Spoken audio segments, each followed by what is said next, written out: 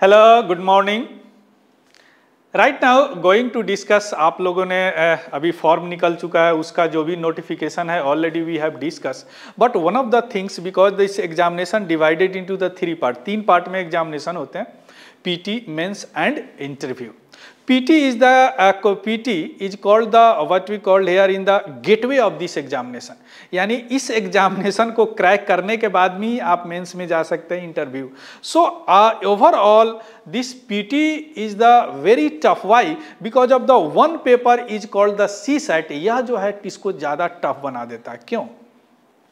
चूंकि इस पेपर में आपको मैथमेटिक्स होते हैं, रीजनिंग होते हैं, कंप्रहेंशन होते हैं, एंड यू हैव आपको कम से कम you have to get 33% marks to qualify.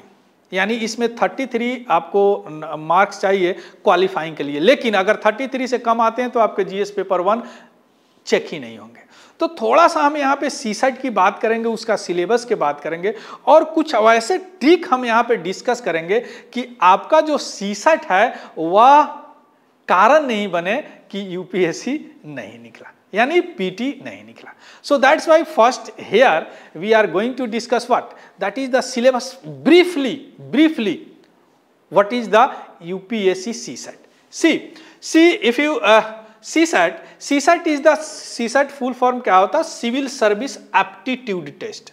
So GS paper 2 है या पीटी का सिविल सर्विस एप्टीट्यूड टेस्ट इसको बोलते हैं। सो दैट्स वाई CSAT है ना। और this name used for the UPSC prelims general study paper 2, general study paper 2। And यह पेपर जो है 2011 में सबसे पहले इंट्रोड्यूस किया गया है ना, जिसमें क्या जो कैंडिडेट है उनका एस्पिरेंट है, उनका analytical skill, interpersonal ability, decision making, general mental ability और aptitude and reasoning ability check करने के पर्पस से that paper introduce by the UPSC in 2011।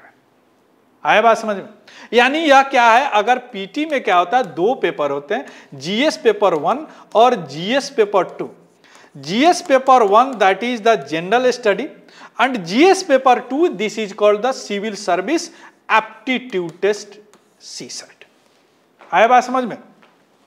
अब जो यह CSAT, अब थोड़ा सा हम देखते हैं कि इसका थोड़ा सा ओवरव्यू देखते हैं। आपको 2011 में that CSAT paper introduced in the UPSC prelims exam that replacing objective type optional subject पे। पहले क्या होता था, एक पेपर जीएस होते थे और सेकंड पेपर एक ऑप्शनल होते थे, कोई भी ऑप्शनल आप ले सकते थे 2011 से पहले।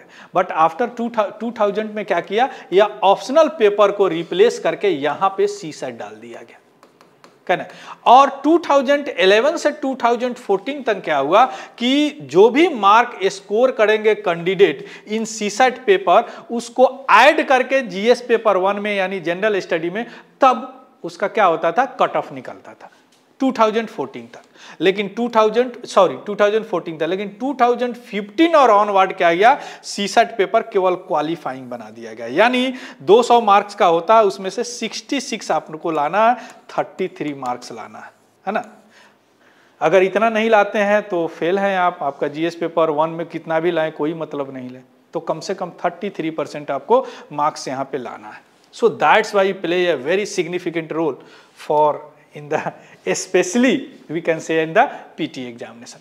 अगर टोटल नंबर ऑफ क्वेश्चंस की बात करें तो इसमें 80 क्वेश्चंस होते हैं, है ना। टोटल मार्क 200 होते हैं, पर क्वेश्चन 2.5, टोटल टाइम 2 आवर होते हैं। और इसमें भी निगेटिव होता है 1/3 का, यानी 3 अगर गलत है तो एक सही जाएगा आपका, है ना।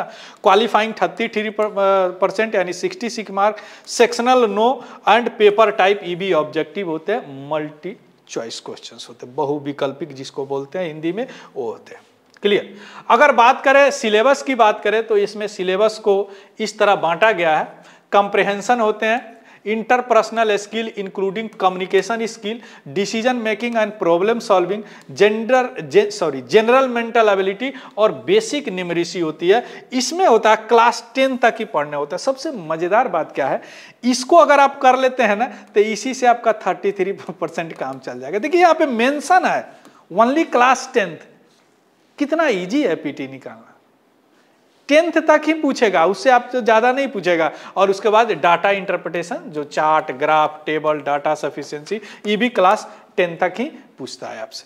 क्लियर? लेकिन प्रैक्टिस करना पड़ेगा ज़्यादा। अगर या तो हो गया आपने देखा, लेकिन अगर इसको इजी अंडरस्टैंडिंग के लिए सिलेबस को अगर बांटे तो 3 सेगमेंट कर सकते हैं। पहला मैथ कर सकते हैं, दूसरा रीजनिंग है और तीसरा इंग्लिश है। बस अगर बेटर अंडरस्टैंडिंग के लिए करें तो ये सीसेट पेपर को 3 भागों में बांट सकते हैं। First is called math, second is called reasoning and third is called what? English. Clear? Third is called English.